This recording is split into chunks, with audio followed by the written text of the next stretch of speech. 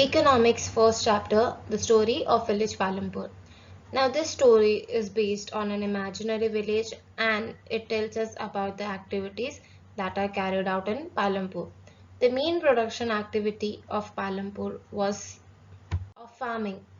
Other than that, few people over there were engaged in different activities that were manufacturing, but on a small scale, transport facilities, shopkeeping, and also dairy.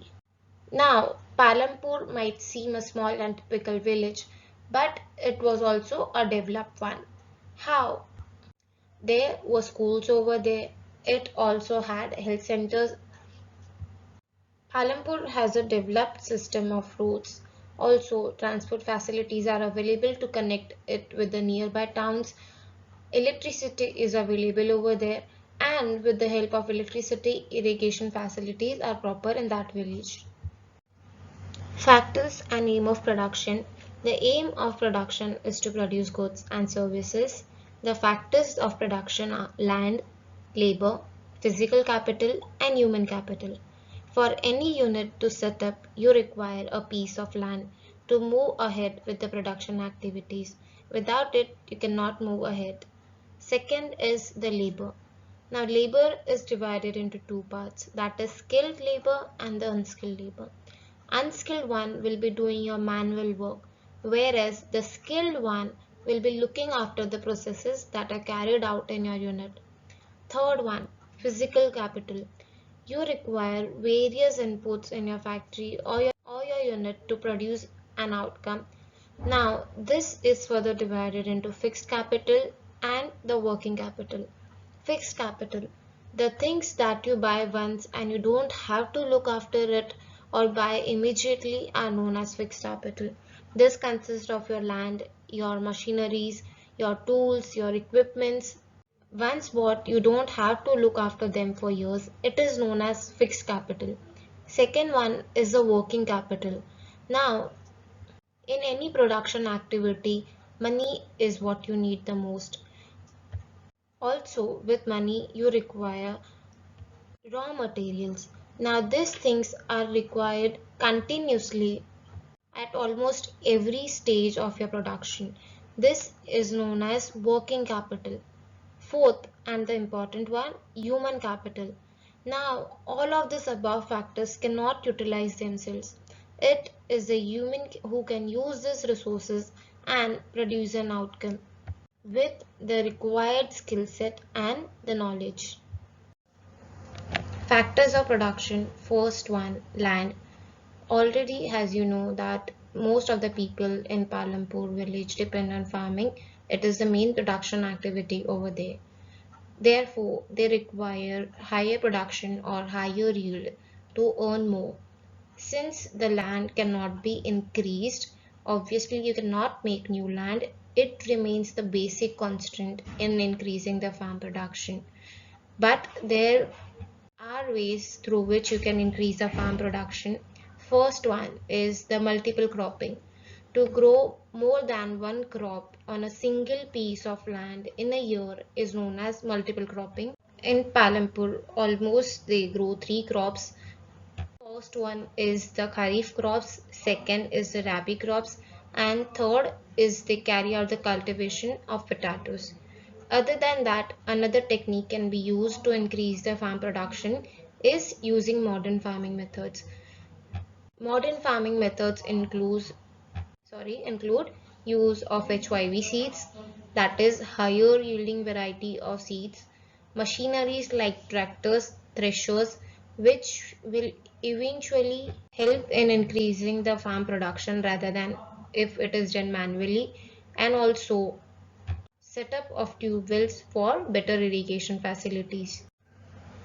In early 1960s in Palampur, farmers mostly used traditional seeds which required less irrigation, and also they used cow dung as natural manure which was readily available to them.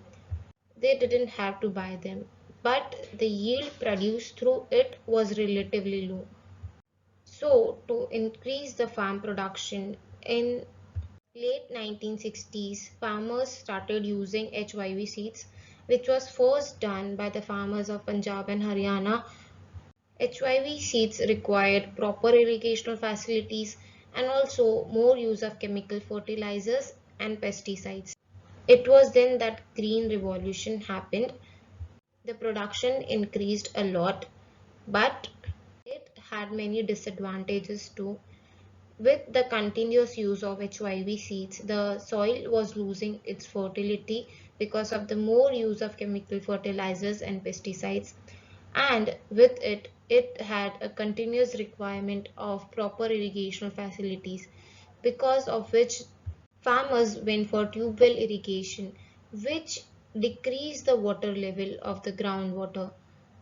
Now, even though it had better returns for farmers, it had its drawbacks as well. Land distribution in Palampur, it was basically divided into three categories. One which did not have any land. It was one third of the total population of Palampur which did not own any piece of land.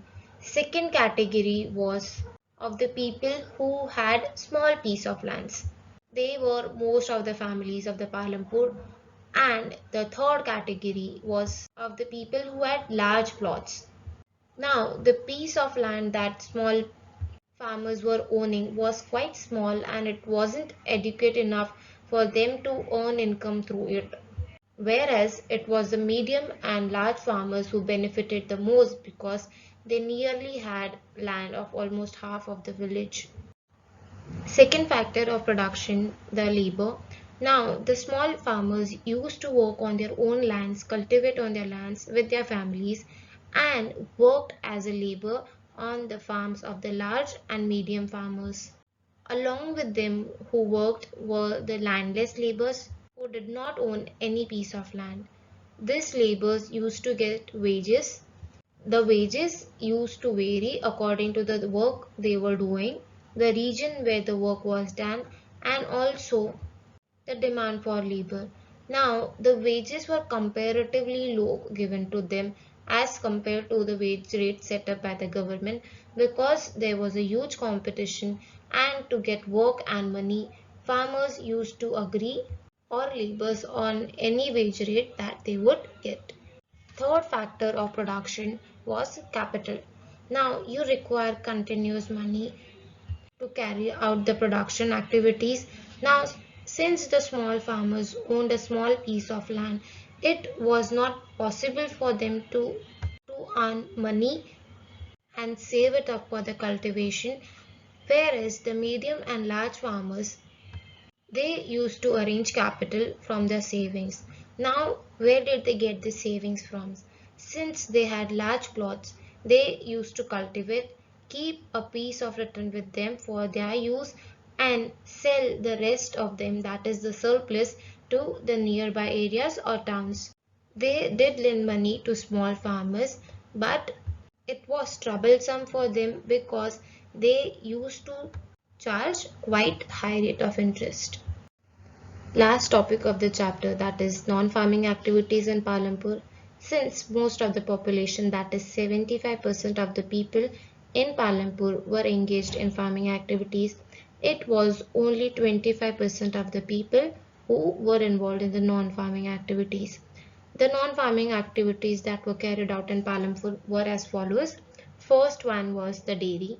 They used to sell milk products and other dairy products to the nearby towns. There were chilling centers set up over there, and through which it was transported further. Second one was the small scale manufacturing. It did not include big industries or big units.